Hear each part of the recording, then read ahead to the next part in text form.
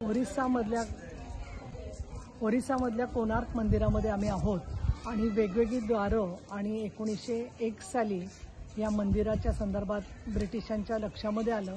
त्यांनी पॅगोडा नाव दिलं होतं. ते नंतर मंदिराच्या स्वरूपामध्ये कसं आहे ते स्पष्ट झालं आणि 1984 मध्ये भारत सरकारने याला हेरिटेजच्या संदर्भातलं पुरातत्व विभाग जो आहे ASI त्यांच्याकडे याचा सगळा कारभार सोपवलेला आहे.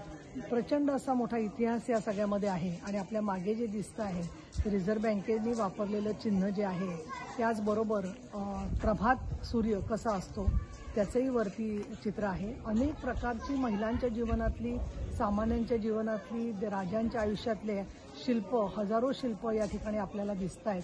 खालच्या बाजूला हत्तीची जवळजवळ 2000 शिल्प आहेत असं इथल्या माहितीगारांनी सांगितलेलं आहे.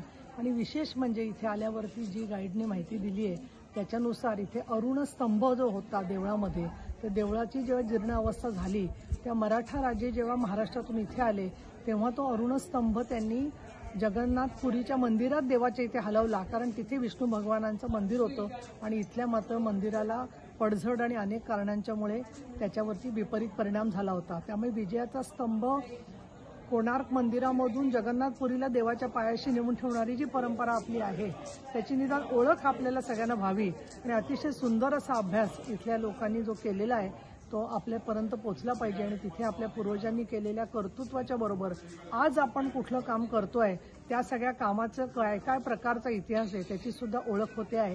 इथे आल्यावरती आपण मनुष्य म्हणून धन्य झालो असं वाटतं.